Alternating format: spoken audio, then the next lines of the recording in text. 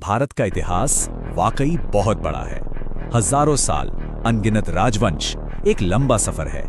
तो चलिए इसके सबसे शक्तिशाली साम्राज्यों की एक तेज यात्रा पर निकलते हैं। तो सवाल ये उठता है कि इन 12 साम्राज्यों और 3000 सालों के इतिहास ने आखिर आज के भारत को कैसे बनाया? कैसे इंडिया बना? चलिए इस दिलचस्प पहेली को मिलकर सुलझाते हैं। जरा सोचिए, मौर्यों ने पहली बार भारत को एक किया, फिर आए चोल जिनका शासन कमाल का लंबा चला, गुप्तों का वो दौर जब ज्ञान और विज्ञान अपनी बुलंदी पर थे, फिर मुगलों की शानदार वास्तुकला और आखिर में अंग्रेज जिन्होंने सब कुछ बदल कर रख दिया। सच कहूं तो ये कहानी किसी महाकाव्य से कम नहीं है। तो हमारी कहानी की शुरुआत होती है बहुत पहले, प्राचीन काल में, जब इंडो आर्यंस मध्य एशिया से आए। वो अपने साथ नए विचार और नई भाषाएं लाए और यहीं से भारत के पहले महान साम्राज्य की नींव पड़नी शुरू हुई। हुआ यूं कि सिकंदर महान के हमले के बाद उत्तर भारत में एक खालीपन सा आ गया था, एक पावर वैक्यूम। और इसी मौके का फायदा उठाया एक नौजवान, बहुत ही महत्वाकांक्षी लीडर ने, चंद्रगुप्त मौर्य। उन्होंने बिखरे हुए राज्यों को एक झंडे के नीचे लाकर खड़ा कर दिया और इस तरह रखी गई शक्तिशाली मौर्य साम्राज्य की नींव। लेकिन कहानी में असली मोड़ वो आया उनके पोते अशोक के समय। कलिंग की लड़ाई में जो भयानक खून खराबा हुआ, उसे देखकर उनका दिल पूरी तरह बदल गया। उन्होंने हिंसा को हमेशा के लिए छोड़ दिया, बौद्ध धर्म अपना लिया और बस उनके शासन करने का तरीका और भारत का भविष्य हमेशा के लिए बदल गया। और इसका असर आज तक है। वही अशोक चक्र, उनके विचारों का प्रतीक, आज हमारे तिरंगे के बीच में है। ये हमें उस महान विरासत की याद दिलाता है। अच्छा, अब कहानी को आगे बढ़ाते हैं और चलते हैं एक ऐसे दौर में जिसे हम भारत का गोल्डन एज भी कह सकते हैं। एक ऐसा समय जो अपनी संस्कृति, विज्ञान और कला के लिए जाना जाता है। दक्षिण भारत में चोल साम्राज्य ने कुछ ऐसा कर दिखाया जो सुनने में नामुमकिन सा लगता है। उन्होंने 1500 साल, जी हाँ 1500 साल से भी ज्यादा वक्त तक राज किया। ये भारतीय इतिहास का सबसे लंबा चलने वाला राजवंश है। वो सिर्फ शासक नहीं थे, कला के, आर्किटेक्चर के बहुत बड़े संरक्षक थे। उनका असर तो दक्षिण पूर्व एशिया तक फैला हुआ था।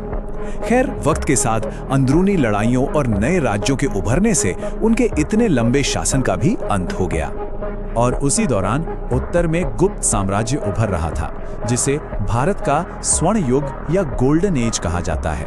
ये वो दौर था जब आर्यभट्ट जैसे गणितज्ञ और कालिदास जैसे साहित्यकार ज्ञान की दुनिया में क्रांति ला रहे थे।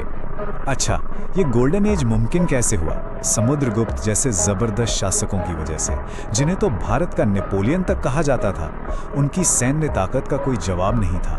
पर कहानी वही पुरानी, कमजोर उत्तराधिकारियों के आने से ये महान साम्राज्य भी आखिर में बिखर ही गया। अब कहानी में एक बहुत बड़ा मोड़ आता है। उपमहाद्वीप की पावर डायनामिक्स पूरी तरह बदलने वाली थी, क्योंकि अब उत्तर पश्चिम से नए शासकों का दौर शुरू हो रहा था। और ये दौर पहले से बिल्कुल अलग था। देखिए, एक तरफ थे गुप्त जो ज्ञान और विज्ञान को बढ़ावा दे रहे थे, और दूसरी तरफ आए खिलजी सल्तनत के शासक जैसे अलाउद्दीन खिलजी, जिनका पूरा ध्यान था जीत और तबाही पर। सोचिए, नालंदा जैसी महान लाइब्रेरी को जला लिया गया, जिससे ज्ञान का कितना बड़ा खजाना हमेशा के लिए खत्म हो गया। खिलजी के बाद आए मुगल, एक ऐसा नाम जिसने भारत के इतिहास पर गहरी छाप छोड़ी। उन्होंने पुरानी सल्तनतों को हराया और एक ऐसा साम्राज्य बनाया जो 300 साल से भी ज्यादा चला। यही वो थे जो लड़ाई में बारूद लेकर आए और टैक्स वसूलने के लिए जमींदारी सिस्टम भी लागू किया। उनका असर इतना गहरा था कि कहा जाता है 300 सालों तक मुगलों ने पूरे हिंदुस्तान में अपना डंका बजाया, और ये बात काफी हद तक सही भी है। लेकिन कोई भी साम्राज्य हमेशा के लिए नहीं रहता। जैसे जैसे मुगल सत्ता कमजोर होने लगी, भारत की अपनी ताकतें उन्हें सीधी टक्कर देने के लिए उठ खड़ी हुई। खासकर पश्चिम में एक नई शक्ति का उदय हुआ। छत्रपति शिवाजी महाराज के नेतृत्व में मराठा साम्राज्य ने जन्म लिया और ये मुगलों के लिए एक बहुत बड़ी चुनौती बनकर उभरा। शिवाजी महाराज की शुरुआत बहुत मामूली थी, बस कुछ किले और एक छोटी सी सेना, बस इतना ही था उनके पास। लेकिन उनकी रणनीति और हिम्मत ने देखते ही देखते हिंदुस्तान का नक्शा ही बदल दिया। और एक वक्त ऐसा आया जब मराठा साम्राज्य का झंडा उपमहाद्वीप के 40% से भी ज्यादा हिस्से पर लहरा रहा था। ये उनके उदय की एक अविश्वसनीय कहानी है। लेकिन मुगलों को चुनौती देने वाले सिर्फ मराठा ही नहीं थे।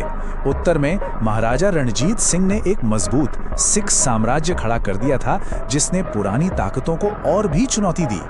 अब यहीं पर एक और मोड़ आया। इन भारतीय ताकतों की आपसी लड़ाइयों ने बाहर के लोगों को मौका दे दिया, खासकर यूरोपीय शक्तियों को, और यहीं से शुरू हुआ भारत के शाही इतिहास का आखिरी चैप्टर। अंग्रेज आए तो थे व्यापारी बनकर, ईस्ट इंडिया कंपनी के नाम से, पर धीरे धीरे उन्होंने अपनी पकड़ मजबूत कर ली। पहले मराठों को हराया, फिर सिखों को, और 1858 आते आते पूरे भारत पर ब्रिटिश राज कायम हो गया। अब ब्रिटिश राज की विरासत को समझना थोड़ा मुश्किल है, क्योंकि इसके दो पहलू हैं। एक तरफ उन्होंने रेलवे बनाई, सती प्रथा जैसी कुरीतियों को खत्म किया, तो दूसरी तरफ उनकी नीतियां शोषण करने वाली थीं। जलियांवाला बाग का नरसंहार और देश का बंटवारा, ये सब काले अध्याय भी उसी दौर की देन है। और फिर आखिरकार महात्मा गांधी जैसे महान नेताओं की प्रेरणा से पूरा देश आजादी के लिए एक साथ खड़ा हुआ और सदियों से चले आ रहे साम्राज्यों के इस दौर को हमेशा के लिए खत्म कर दिया।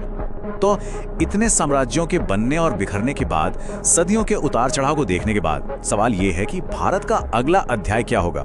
ये एक ऐसा सवाल है जो हमें सोचने पर मजबूर करता है, और इसका जवाब तो खैर आने वाला वक्त ही देगा। अगर वीडियो अच्छी लगी तो चैनल को सब्सक्राइब कर दो ताकि आने वाला वीडियो मिस ना हो।